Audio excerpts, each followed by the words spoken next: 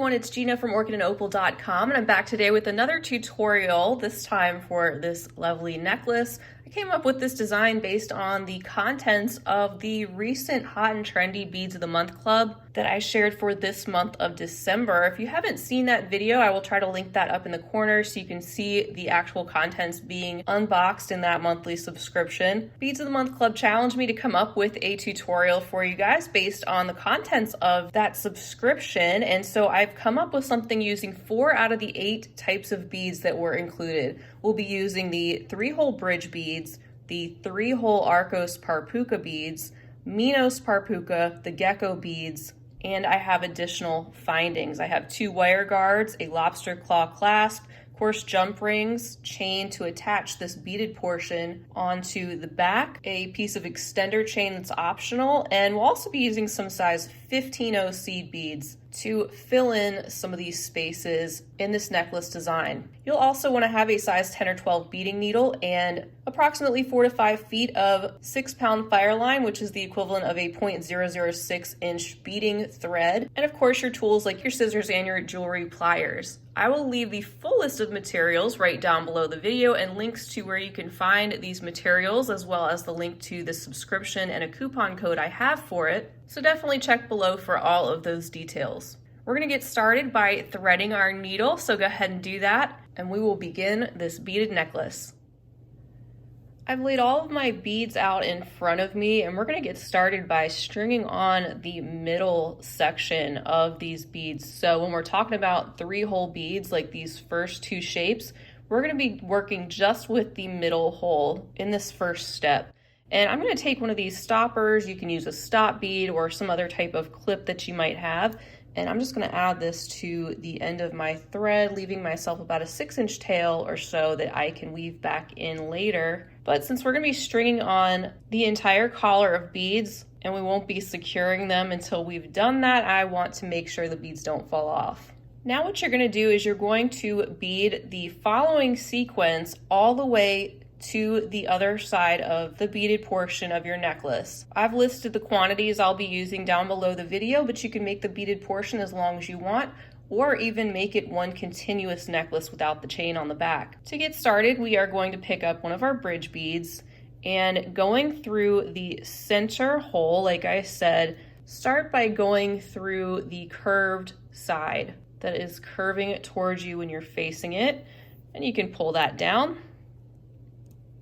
Next, we'll be picking up an Arcos and going through the middle hole and also going through the side that is bowing towards you when you are stringing it.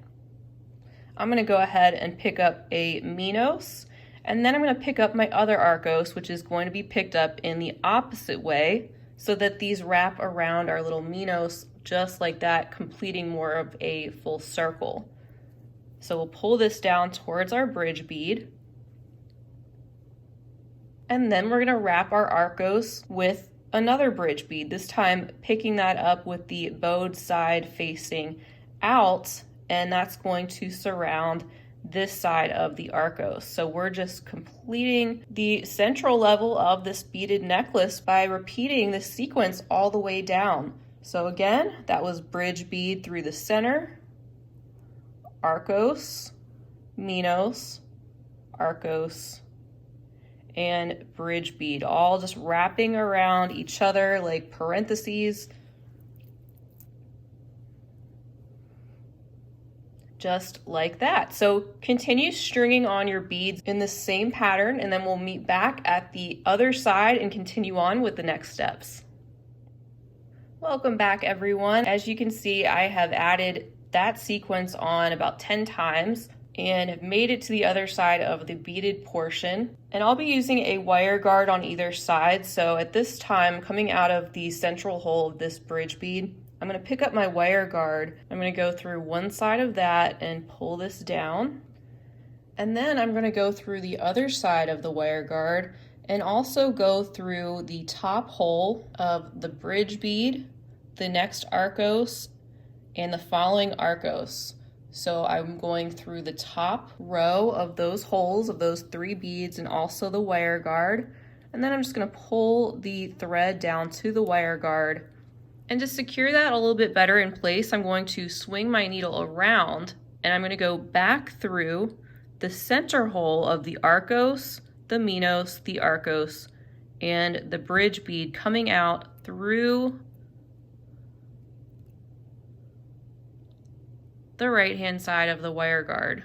So that's just going to pull this all together and pull that nice and tight, and make sure all your beads are sitting right next to each other. And at this point, you can go back through the other side of the wire guard. Also sew again through the bridge bead and the 2 Arcos. And also sew through the very next bridge bead through the top.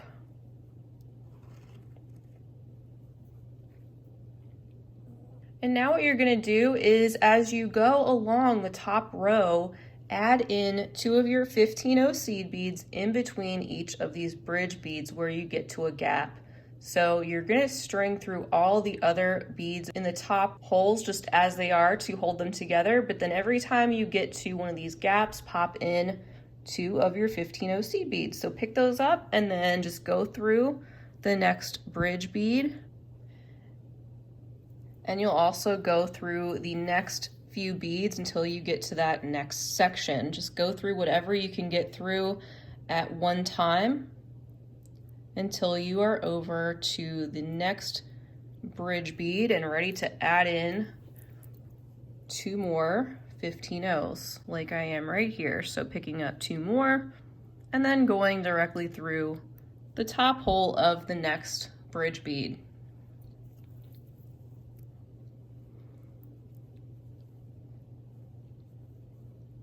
So continue on in that manner, adding in 2 of your 15-0s in between each of those sections until you get to the other end of your beadwork, at which point we'll continue on with our next steps.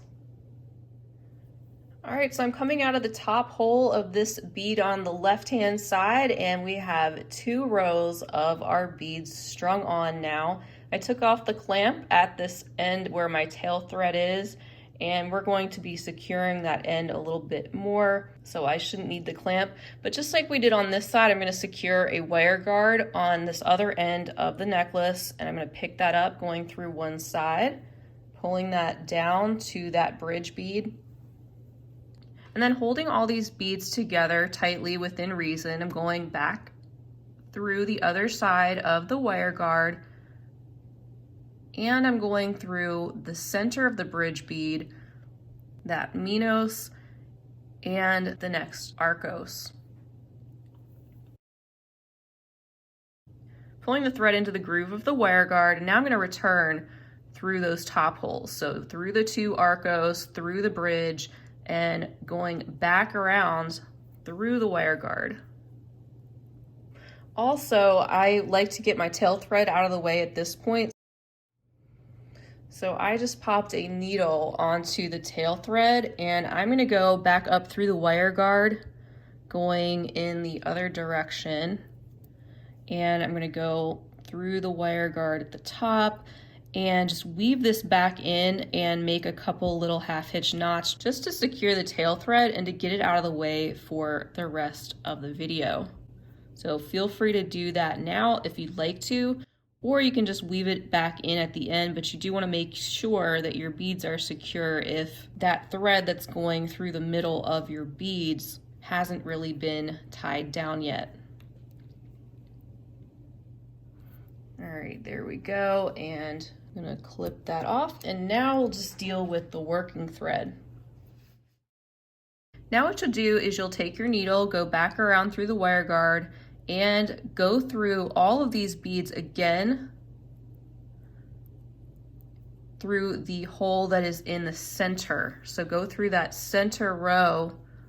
Once again, this is just going to strengthen the beadwork, but also get us into position to complete the very last row at the bottom of the necklace. So just go through as many beads as you can at one time until you get to the other side of your beadwork.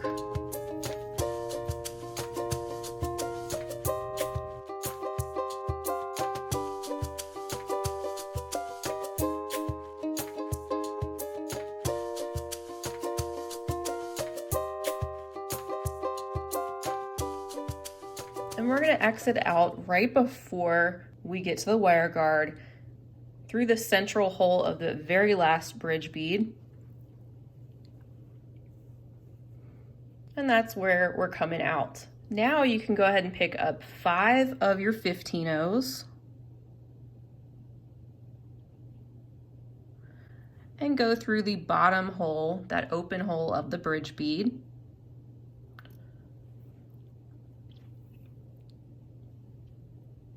Now go through the bottom hole of the Arcos.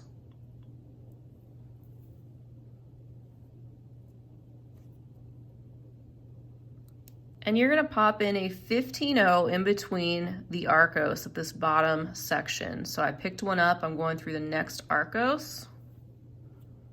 And that just widens that section just a little bit. Then we'll go through the next hole on the bridge bead at the bottom.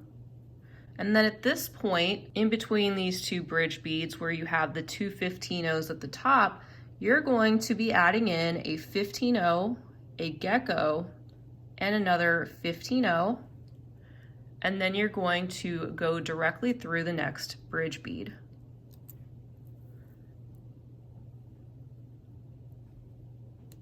And it fits in there right like that and makes that area just slightly wider than the top, which means you get that nice curve with your beadwork that's gonna fit nicely around the neck. Then I'm gonna go directly through the next Arcos. And then we need to pick up a 15-0 and put that in between. So picked one up and now I'm going through the other Arcos as well as the bottom hole of the next bridge bead. And you can go through those separately if you need to, of course. And then when you arrive at that next bridge bead section, pick up the 15-0, a Gekko, and a 15-0 and go through the next bridge bead. So repeat this step all the way down the length of your necklace until you have gone through all the beads and filled in all those little gaps, and then we will finish up our necklace. All right, so once you reach the other side of your necklace, you can then pop on 5 of those 15-0 seed beads onto the other side to mirror that just like we did. So I'm coming out of the bottom hole, now I'm gonna loop back through the central hole, and that's going to pop those seed beads into place. Also going through the Arcos, the Minos, and the Arcos through the central holes. And I'm gonna wrap around the bottom again. So I'm gonna go back around through the Arcos, through the 15-0 and the next Arcos, and also the bridge bead, and I'm gonna go through those 15-0s that we just added one more time. And that's going to make this even more secure. And now you'll just be tying and knotting off your thread. So you can do that however you want. Tying off your beadwork to make sure it's secure. And then to make approximately an 18-inch necklace, I have 2 of these approximately 5-inch lengths of chain. You can use any type of chain you want. I'll be attaching one of these on either side with a jump ring to the wire guard, then attaching 2 more jump rings to the ends, as well as a lobster clasp and a segment of chain that I'm going to use as an extender. So I'm going to do all that, and then we can come back and take a look at the finished piece.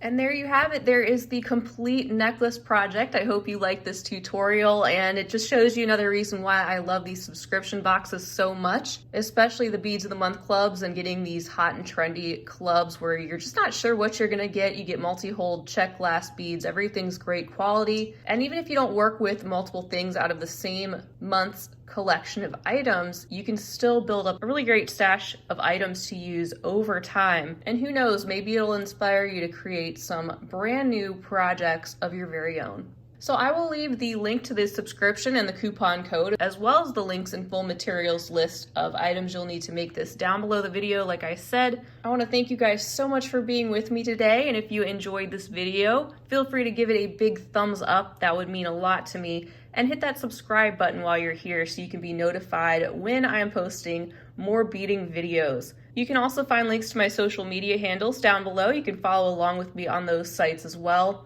And I'll be seeing you guys again real soon. In the meantime, I hope you have a wonderful rest of your day, and I hope you're staying healthy and creative. And as always, happy beading.